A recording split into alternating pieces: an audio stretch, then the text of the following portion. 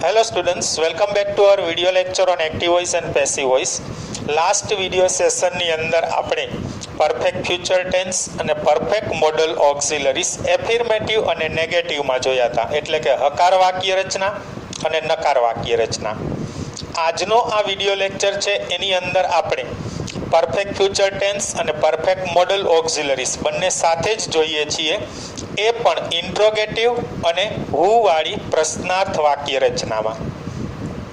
હવે આની પહેલાના વિડિયો લેક્ચરમાં પણ કીધેલું હતું કે મોડલ ઓક્સિલરીઝ જે છે એની અંદર જ સેલવિલનો સમાવેશ થઈ જાય છે, પરંતુ સેલવિલ જે છે એ આપણને ભવિષ્યનો અર્થ આપે છે, એટલે કે ફ્યુચર બતાવે છે. એટલા માટે સેલવિલને આપણે ફ્યુચર ટેન્સમાં લીધેલું છે.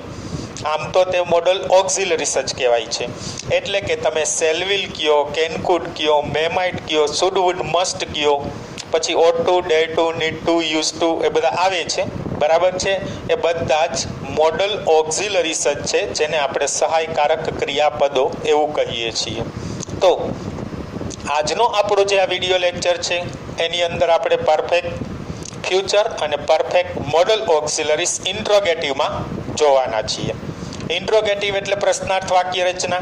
તો આની પહેલાંના દરેક વિડિયો લેક્ચરમાં જ્યારે પણ પ્રશ્નાર્થ વાક્ય રચના આવેલી છે ત્યારે મેં તમને કીધેલું છે કે પ્રશ્નાર્થ વાક્ય રચના હકાર વાક્ય રચના ઉપરથી જ બનતી હોય છે. ફક્ત ફેર એટલો હકારમાં સબ્જેક્ટ પછી હેલ્પિંગ વર્બ કે વર્બ આવતું હોય અને પ્રશ્નાર્થ વાક્ય રચનામાં હેલ્પિંગ વર્બ જે છે એ સબ્જેક્ટની પહેલાં આવી જાય છે. તો અહીંયા આપણે ફોર્મ્યુલા જોશું એટલે અહીંયા પણ તમને ખ્યાલ જ આવી જશે કે હકાર જેવી જ વાક્ય રચના કહી શકાય, ફક્ત સબ્જેક્ટ અને હેલ્પિંગ વર્બનો ચેન્જ હોય છે, એનાથી વિશેષ કોઈ ચેન્જ આપણને જોવા મળતો નથી. તો ચાલો શરૂ કરીએ આપણે perfect future modal auxiliaries in interrogative. તો પહેલી આપણને ફોર્મ્યુલા એક્ટિવ વોઇસ અને પછીની પેસિવ વોઇસની ફોર્મ્યુલા આપી છે. તો એક્ટિવ વોઇસની ફોર્મ્યુલામાં તમે જોશો તો વાક્યની શરૂઆતમાં જ આપણને સેલવિલ અથવા તો મોડલ ઓક્સિલરીઝ આપી દીધું છે. શા માટે એવું?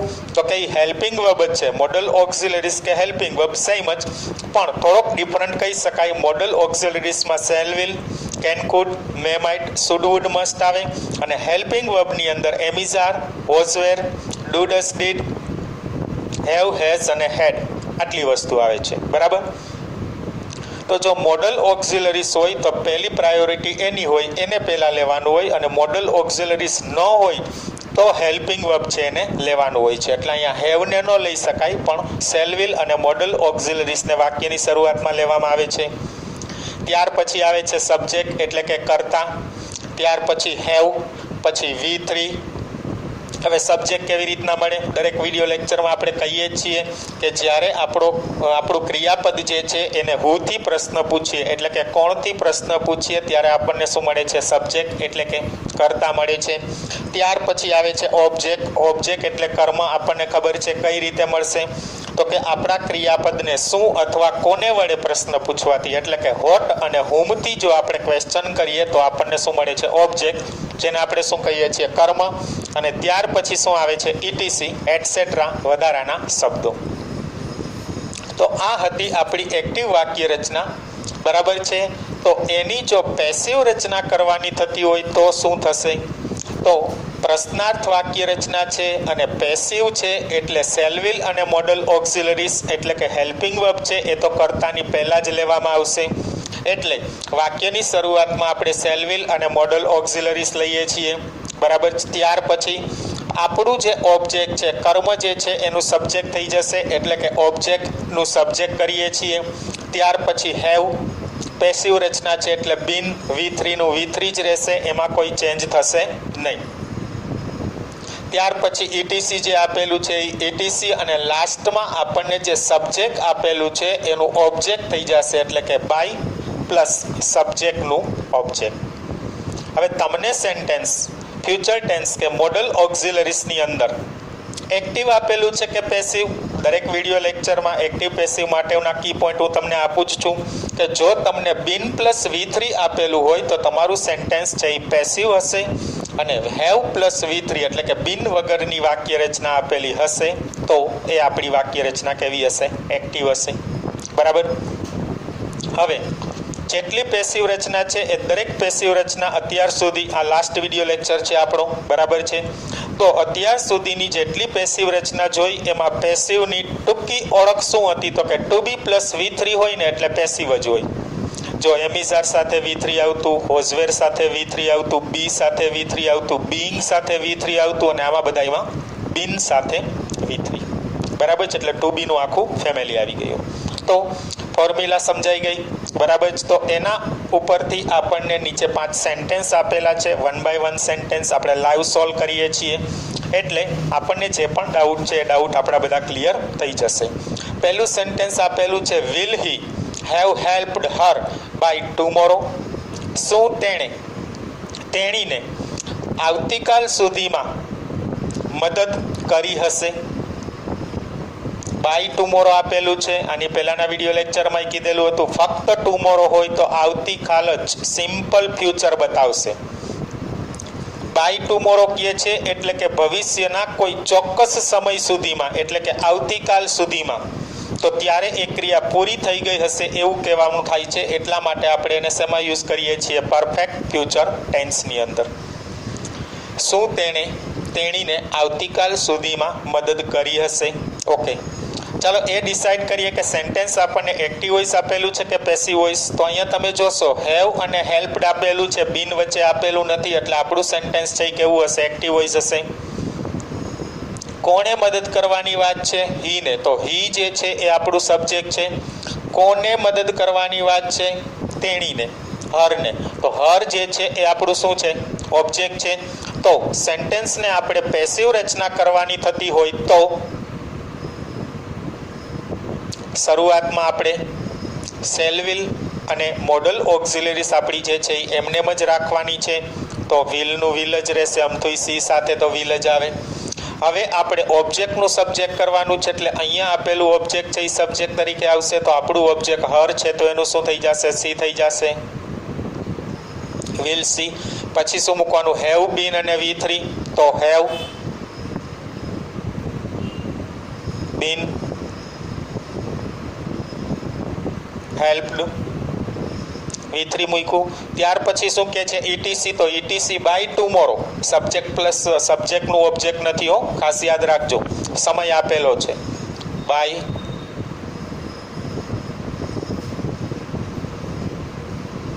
ટુમોરો. અને હવે આપણે બાય પ્લસ સબ્જેક્ટનું ઓબ્જેક્ટ મૂકવાનું છે, તો શું આવશે? બાય. અને હી આપેલું છે તો એનું શું થઈ જશે? હિમ. અને લાસ્ટમાં શું આવી જશે? Question mark. આખું સેન્ટેન્સ આપણું શું બને છે? Will she have been helped by tomorrow by him. આવતીકાલ સુધીમાં તેના દ્વારા તેણીને મદદ કરવામાં આવી હશે. આવતીકાલ સુધીમાં તેના દ્વારા તેણીને મદદ કરવામાં આવી હશે એવું કહેવા માંગે છે. ત્યાર પછીનું સેન્ટેન્સ આપણને આપેલું છે, should they have plowed the farm before raining? શું વરસાદ પહેલા તેઓએ ખેતર ખેડી લીધું હોવું જોઈએ?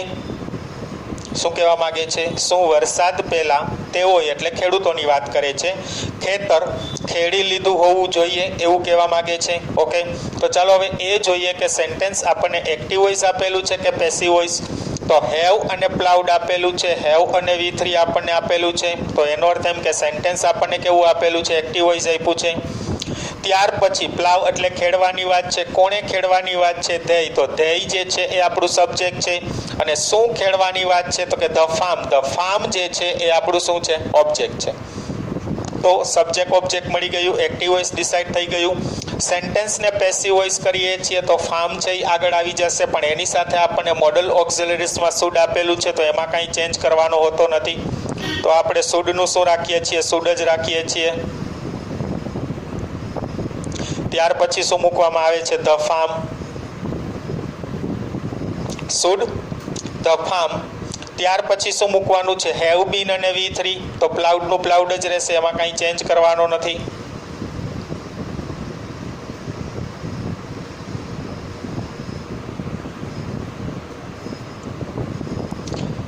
Should the farm have been ploughed. પછી ETC તો બિફોર રેઇનિંગ,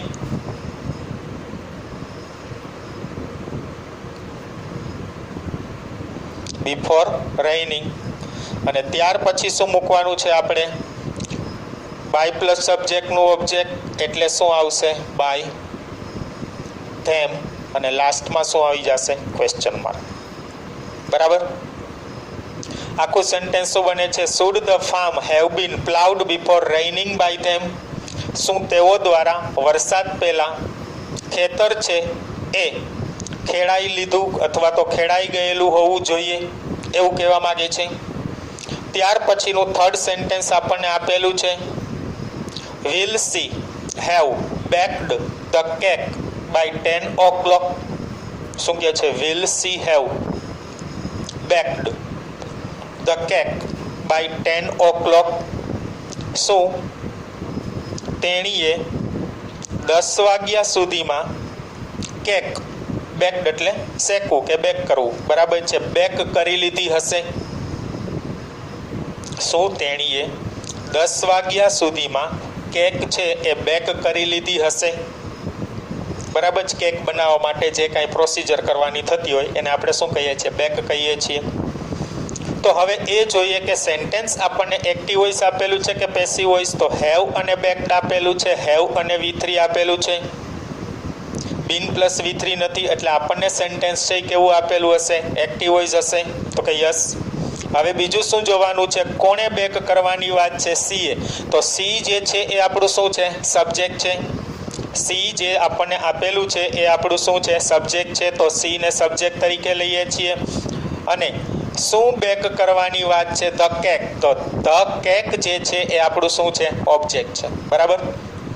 સબ્જેક્ટ અને ઓબ્જેક્ટ મળી ગયું. સેન્ટેન્સ એક્ટિવ વોઇસ કે પેસિવ વોઇસ એ પણ ડિસાઇડ કરી લીધું.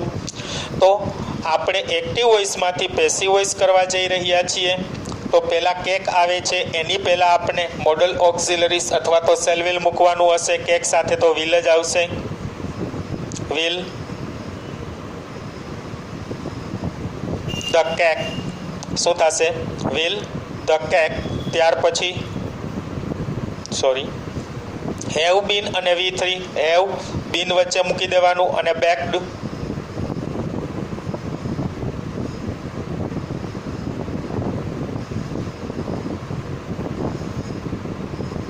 Will the cake have been backed.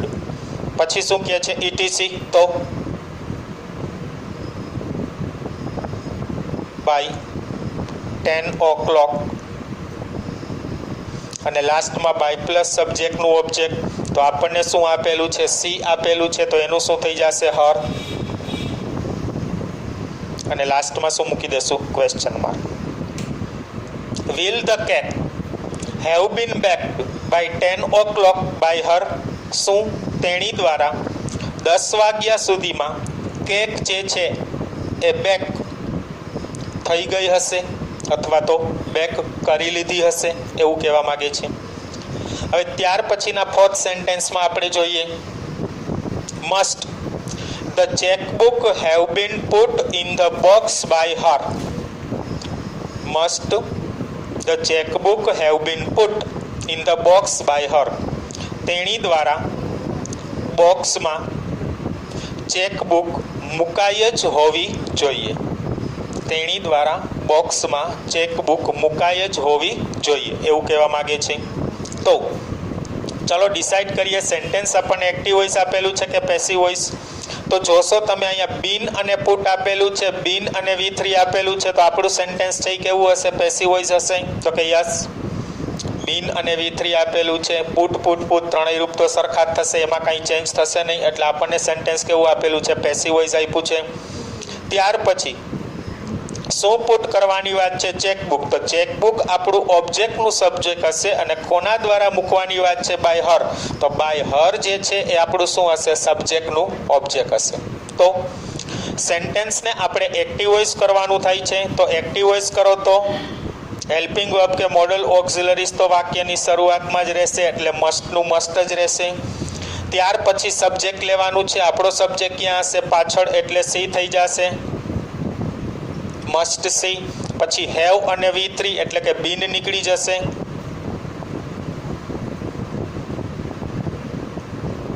Must, C have put. પછી શું કહેવા માંગે છે આપણને? ઓબ્જેક્ટ. હવે ઓબ્જેક્ટ શું છે આપણું? તો હવે આગળ હશે ઓબ્જેક્ટનું subject the chequebook.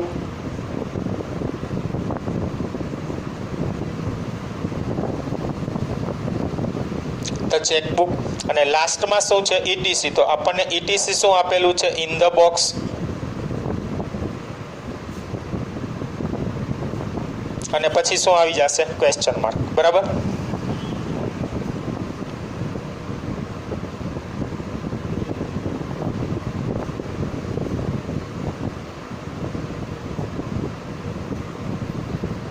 In the box. Clear?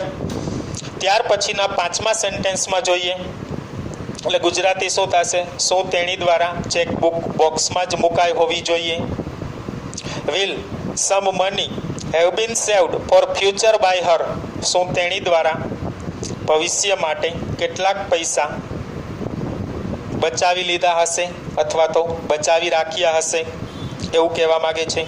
તો સેન્ટેન્સ જોઈએ આપણને એક્ટિવ વોઇસ આપેલું છે કે પેસિવ વોઇસ? તો અહીંયા જોશો તમે બીન અને સેવ્ડ આપેલું છે, બીન અને V3 આપેલું છે, એટલે સેન્ટેન્સ કેવું હશે? Passive voice. હવે શું સેવ કરવાની વાત છે? Some money. તો એ આપણું શું હશે? ઓબ્જેક્ટનું સબ્જેક્ટ. કોના દ્વારા સેવ કરવાની વાત છે? By her. તો બાય હર જે છે એ આપણું શું હશે? સબ્જેક્ટનું ઓબ્જેક્ટ હશે. ઓકે. તો સેન્ટેન્સ આપણે એક્ટિવ વોઇસ કરવાનું છે. તો એક્ટિવ વોઇસ કરતી વખતે આગળ જે હેલ્પિંગ વર્બ કે મોડલ ઓક્સિલરીઝ છે એમને જ રહેશે, એટલે વિલનું વિલ જ રહેશે. ત્યાર પછી શું આવે છે? સબ્જેક્ટ ક્યાં હશે? પાછળ. તો હર આપેલું છે એનું શું થઈ જશે? C, will see. ત્યાર પછી હેવ અને V3 બિન નીકળી જશે એટલે હેવ અને સેવ્ડ જ આવશે.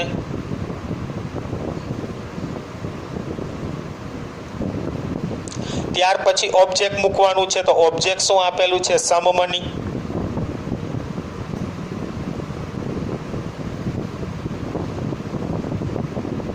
અને ત્યાર પછી શું મૂકવાનું છે? ઇટીસી. તો ઇટીસી શું આપ્યું છે? Four future.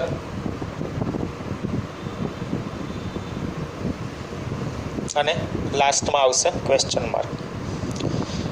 Will she have saved some money for future. શું ભવિષ્ય માટે તેણીએ કેટલાક પૈસા બચાવી રાખ્યા હશે અથવા તો બચાવ્યા હશે એવું કહેવા માંગે છે. તો આ જે હતો એ આપણો પરફેક્ટ ફ્યુચર ટેન્સ અને મોડલ ઓક્સિલરીઝ ઇન્ટ્રોગેટિવમાં હતી. બે ફોર્મ્યુલા જોઈ. યાદ શું રાખવાનું છે? તો કે સેલવિલ અને મોડલ ઓક્સિલરીઝ જે છે એ સબ્જેક્ટની આગળ આવે અથવા તો ઓબ્જેક્ટના સબ્જેક્ટની આગળ આવે.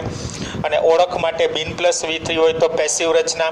એની નીચે આપણને 5 સેન્ટેન્સ આપેલા છે. એ 5 સેન્ટેન્સમાં આપણે 3 વાક્ય એક્ટિવ વોઇસમાં જોયા અને 2 વાક્ય પેસિવ વોઇસમાં જોયા. એટલે કે લગભગ મોસ્ટ ઓફ તમારા ડાઉટ જે છે એ ક્લિયર થઈ ગયા હશે. ઓકે. તો હવે આગળ જોઈએ પરફેક્ટ ફ્યુચર ટેન્સ અને perfect modal auxiliaries in who question. Who વાળી પ્રશ્નાર્થ વાક્ય રચના છે એની અંદર આપણે પરફેક્ટ ફ્યુચર ટેન્સ અને પરફેક્ટ મોડલ ઓક્સિલરીઝ જોવાની છે. આપણે ઘણા બધા ટેન્સમાં હુ વાળી પ્રશ્નાર્થ વાક્ય રચના જોયેલી છે. હુ એટલે કોણ? સામાન્ય રીતે આપણે હુની પ્રશ્નાર્થ વાક્ય રચના ત્યારે યુઝ કરીએ છીએ કે જ્યારે આપણે કર્તા માટે પ્રશ્ન પૂછવો હોય, એટલે કે કર્તા આપણા માટે અજાણ હોય, અનનોન હોય, ત્યારે આપણે હુથી પ્રશ્ન પૂછીએ છીએ. તો અહીંયા પણ બંને જે આપણને સૂત્રો અથવા તો ફોર્મ્યુલા આપેલી છે એની અંદર કર્તા માટે આપણને હુથી પ્રશ્નવાચક શબ્દ આપેલો હશે. અને પ્રશ્નવાચક શબ્દ છે એ હંમેશા વાક્યની શરૂઆતમાં જ હોય છે. તો અહીંયા આપણે પહેલાં એક્ટિવ વોઇસ અને પછી પેસિવ વોઇસ બંનેની ફોર્મ્યુલા જોઈએ એટલે આપણને ખ્યાલ આવી જશે. સિમ્પલી આપણે જો હકાર વાક્ય રચના કરવાની થતી હોય તો આપણે શું લઈએ? અહીંયા સબ્જેક્ટ, પછી સેલવિલ, મોડલ ઓક્સિલરીઝ, હેવ, V3, ઓબ્જેક્ટ અને ઇટીસી. પણ સબ્જેક્ટ માટે તો આપણે પ્રશ્ન પૂછવો છે એટલે આગળ હુ જે છે એ પ્રશ્નવાચક શબ્દ સ્વરૂપે વાક્યની શરૂઆતમાં જ આવશે. એટલે વાક્યની શરૂઆતમાં હુ આવશે, પણ અહીંયા હુ જે છે એ કર્તા તરીકે હશે. એટલે વાક્યની અંદર આપણને માન લો કે હુથી પ્રશ્ન પૂછેલું હોય એટલે આપણે એવું ન વિચારી શકીએ કે સેન્ટેન્સમાં આપણને સબ્જેક્ટ આપેલું નથી, કર્તા આપેલું નથી. કર્તા આપેલું જ છે પરંતુ પ્રશ્નવાચક શબ્દ સ્વરૂપે આપેલું છે. એટલે હુ જે છે એ આપણો સબ્જેક્ટ બને છે. ત્યાર પછી સેલવિલ અને મોડલ ઓક્સિલરીઝ. હેવ આવશે, ત્યાર પછી V3 આવશે, પછી ઓબ્જેક્ટ આવશે અને પછી ETC આવશે. હવે આમાં જ્યારે આપણે કોણથી પ્રશ્ન પૂછશું એટલે આ પ્રશ્નવાચક શબ્દ જ આપણને જવાબ મળશે એટલે આપણો સબ્જેક્ટ હશે. અને અહીંયા ક્રિયાપદને શું અને કોનેથી પ્રશ્ન પૂછશું એટલે આપણને ઓબ્જેક્ટ મળશે, જેને આપણે શું કહીએ છીએ? કર્મ કહીએ છીએ. કર્મ હંમેશા ક્રિયાપદની પછી હશે અને સબ્જેક્ટ છે એ હંમેશા ક્રિયાપદની પહેલા હશે. બરાબર.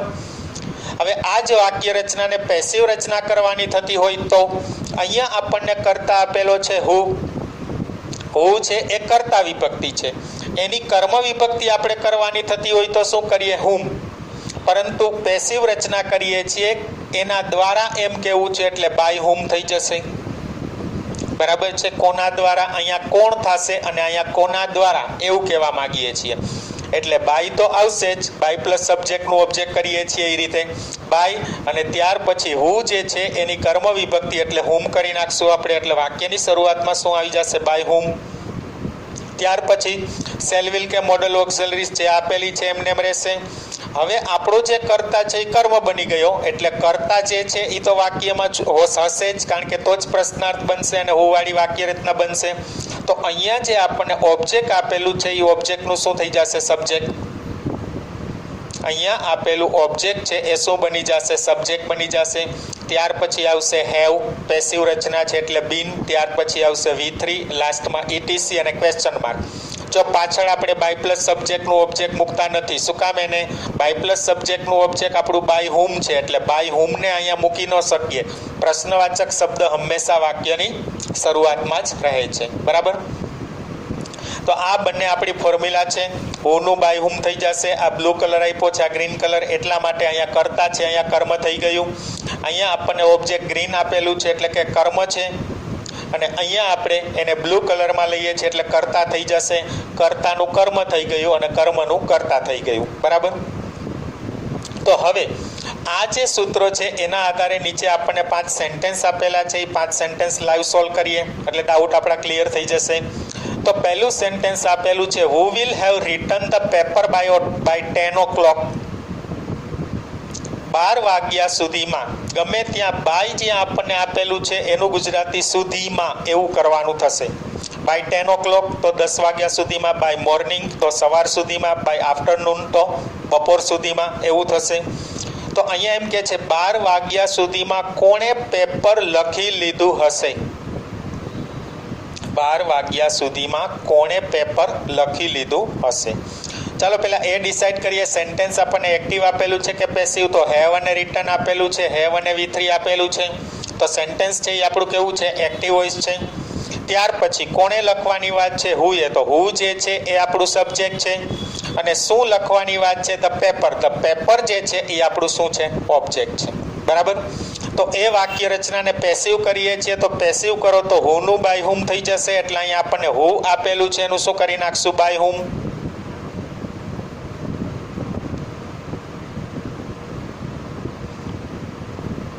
ત્યાર પછી શું મૂકવાનું છે? શેલ વિલ કે મોડલ ઓક્સિલરીઝ. તો આપણને વિલ આપેલું છે તો વિલ જ રાખશું. ત્યાર પછી શું મૂકવાનું છે? ઓબ્જેક્ટનું સબ્જેક્ટ. આ આપણું ઓબ્જેક્ટ છે, અહીંયા સબ્જેક્ટ થઈ જશે. નાઉનનું નાઉન જ રહેશે, એમાં કાંઈ ચેન્જ નહીં થાય એટલે ધ પેપર જ રહેશે. By whom will the paper. ત્યાર પછી શું મૂકવાનું છે? હેવ બીન અને V3. તો હેવ અને રિટર્ન આપેલું છે, વચ્ચે આપણે બીન લગાડી દેશું તો have been return by whom will the paper have been written. પછી શું કહે છે? ETC. તો ETC માં શું આપ્યું છે? By 12 o'clock.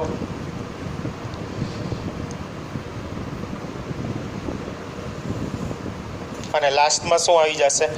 Question mark. બરાબર છે. શું સેન્ટેન્સ બને છે? By whom will the paper have been written by 12 o'clock. કોના દ્વારા 12 વાગ્યા સુધીમાં પેપર લખાઈ ગયું હશે? શું કહીએ છીએ? કોના દ્વારા 12 વાગ્યા સુધીમાં પેપર લખાઈ ગયું હશે?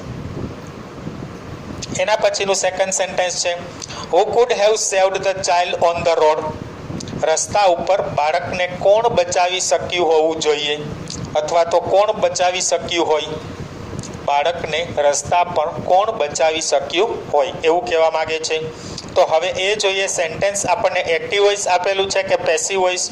તો અહીંયા તમે જોઈ શકો છો હેવ અને સેવ્ડ આપેલું છે, હેવ અને V3 આપેલું છે, તો કે યસ. તો સેન્ટેન્સ આપણને એક્ટિવ વોઇસ આપેલું છે. હવે કોણે બચાવવાની વાત છે તો હુએ. તો હુ જે છે એ આપણું શું છે? સબ્જેક્ટ છે. કોને બચાવવાની વાત છે? The child. તો ચાઇલ્ડ જે છે એ આપણું શું છે? ઓબ્જેક્ટ છે. બરાબર છે. તો આપણને અહીંયા સબ્જેક્ટ આપી દીધું છે, ઓબ્જેક્ટ આપી દીધું છે અને સેન્ટેન્સ આપણું કેવું છે? એક્ટિવ વોઇસ છે. તો હવે આપણે પેસિવ વોઇસ કરવાનું થાય છે. તો પેસિવ વોઇસ કરું ત્યારે વાક્યની શરૂઆતની અંદર શું મૂકીએ છીએ? By whom.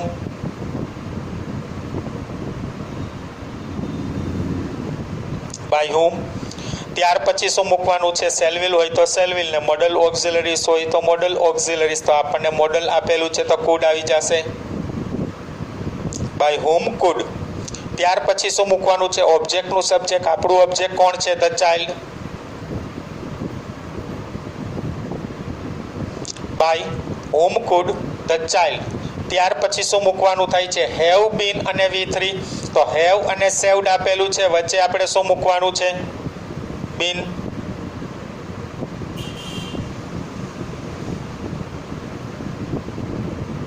Have been saved.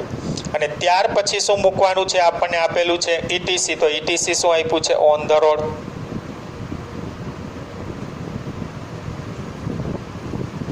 અને લાસ્ટમાં શું મૂકીએ છીએ આપણે? Question mark. બરાબર છે. એટલે આપણું સેન્ટેન્સ શું થાય છે? By whom could the child have been saved on the road. રસ્તા પર કોના દ્વારા બાળકને બચાવી શકાયું હોય અથવા તો બચાવી શકાયું હોવું જોઈએ. રેડી. ત્યાર પછીનું થર્ડ સેન્ટેન્સ આપ્યું છે who will have answered the question in the exam. Who will have answered the question in the exam? પરીક્ષામાં પ્રશ્નનો જવાબ કોણે આપ્યો હશે? પરીક્ષામાં પ્રશ્નનો જવાબ કોણે આપ્યો હશે? જવાબ આપવો. ક્વેશ્ચન એટલે પ્રશ્ન, ઇન ધ એક્ઝામ એટલે પરીક્ષામાં. તો જોઈએ સેન્ટેન્સ આપણને એક્ટિવ વોઇસ આપેલું છે કે પેસિવ વોઇસ. તો અહીંયા જોશો હેવ અને આન્સર્ડ કીધું છે, હેવ અને V3 એટલે આપણું સેન્ટેન્સ કેવું હશે? એક્ટિવ વોઇસ હશે. તો યસ. હવે જવાબ આપવાની વાત છે. કોણે જવાબ આપવાની વાત છે? તો એના માટે તો આપણને પ્રશ્ન પૂછેલો છે એટલે હુ જ આપણો કર્તા છે. બરાબર. ત્યાર પછી શું જવાબ આપવાની વાત છે? તો કે પ્રશ્નનો. બરાબર છે. અથવા તો કોને શેનો જવાબ આપવાની વાત છે? પ્રશ્નનો. તો ધ ક્વેશ્ચન જે છે એ આપણું શું છે? ઓબ્જેક્ટ છે. તો આપણને સેન્ટેન્સની અંદર આમ જોઈએ તો સબ્જેક્ટ મળી ગયું, ઓબ્જેક્ટ મળી ગયું અને એક્ટિવ પેસિવ એ પણ ડિસાઇડ થઈ ગયું.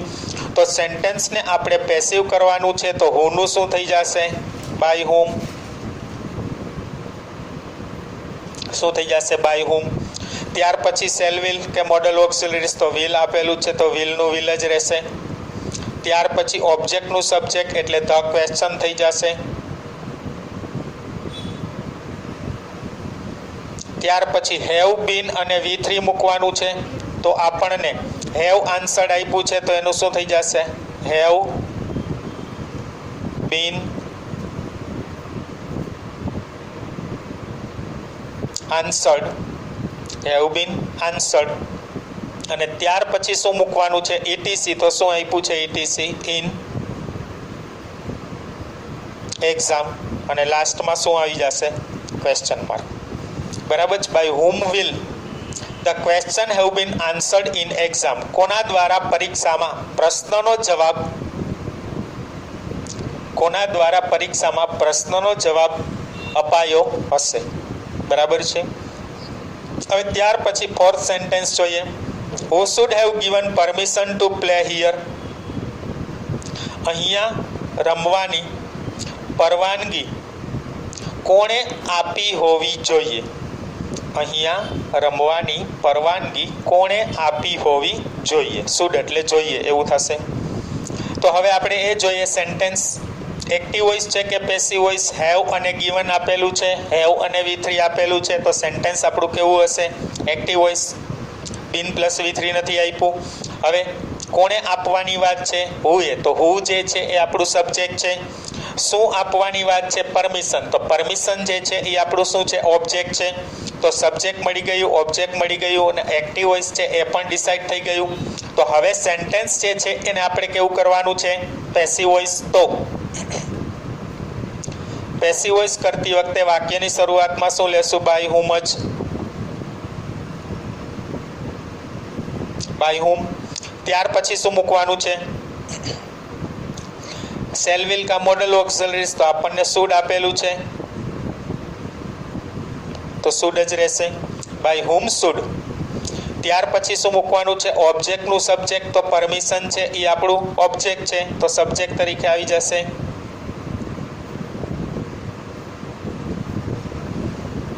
By whom should permission.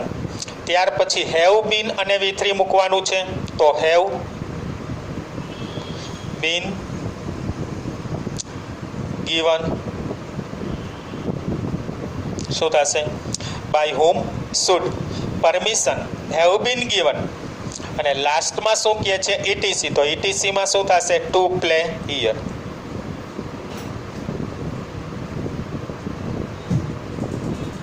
અને question mark. By whom should permission have been given to play here. અહીંયા રમવાની પરમિશન કોના દ્વારા અપાઈ હોવી જોઈએ અથવા તો કોણે આપવામાં આવી હોવી જોઈએ? અહીંયા રમવાની પરમિશન કોણે આપી હોવી જોઈએ? ત્યાર પછી fifth sentence. By whom will he have been invited in the party. By whom will he have been invited in the party. કોના દ્વારા તેને પાર્ટીમાં આમંત્રણ આપવામાં આવ્યું હશે? કોના દ્વારા તેને પાર્ટીમાં આમંત્રણ આપવામાં આવ્યું હશે? બરાબર છે, એવું કહેવા માંગે છે. ચાલો એ જોઈએ. સેન્ટેન્સ આપણને એક્ટિવ વોઇસ આપેલું છે કે પેસિવ વોઇસ? તો બીન અને ઇન્વાઇટેડ આપેલું છે અહીંયા આપણને તો યસ. તો બીન અને V3 આપેલું છે તો સેન્ટેન્સ છે એ આપણું કેવું હશે? પેસિવ વોઇસ હશે. યસ. આગળ બાય હુમય છે એમ પણ ખ્યાલ આવી શકે. ત્યાર પછી કોને ઇન્વાઇટ કરવાની વાત છે? હીને. તો હી જે છે એ આપણું ઓબ્જેક્ટનું સબ્જેક્ટ હશે. અને કોના દ્વારા ઇન્વાઇટ કરવાની વાત છે? બાય હુમ. તો બાય હુમ જે છે એ આપણું શું હશે? સબ્જેક્ટનું ઓબ્જેક્ટ હશે. એટલે આપણને સબ્જેક્ટનું ઓબ્જેક્ટ આપેલું છે, ઓબ્જેક્ટનું સબ્જેક્ટ આપેલું છે અને પેસિવ વોઇસ આપેલું છે. તો સેન્ટેન્સ જે છે એને આપણે એક્ટિવ વોઇસમાં કરવાનું છે. તો એક્ટિવ વોઇસની અંદર કરીએ ત્યારે વાક્યની શરૂઆતમાં શું આવી જશે? હુ જ રહેશે.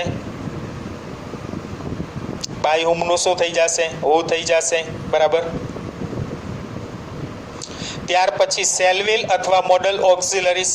તો આપણને શું આપેલું છે? વિલ આપેલું છે તો વિલ જ રહેશે. Who will. ત્યાર પછી હેવ અને V3 બીન છે એ નીકળી જશે.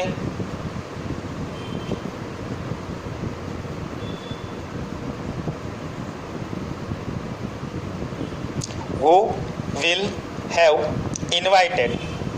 ત્યાર પછી શું કહેવાનું છે? Who will have invited. બરાબર છે. ત્યાર પછી ઓબ્જેક્ટ મૂકવાનું છે. તો ઓબ્જેક્ટ હવે ક્યાં હશે આપણું? તો કે ઓબ્જેક્ટનું સબ્જેક્ટ. હી જે છે એ આપણું ઓબ્જેક્ટનું સબ્જેક્ટ હશે એટલે એનું શું થઈ જશે? હિમ. હુ વિલ હેવ ઇન્વાઇટેડ હિમ.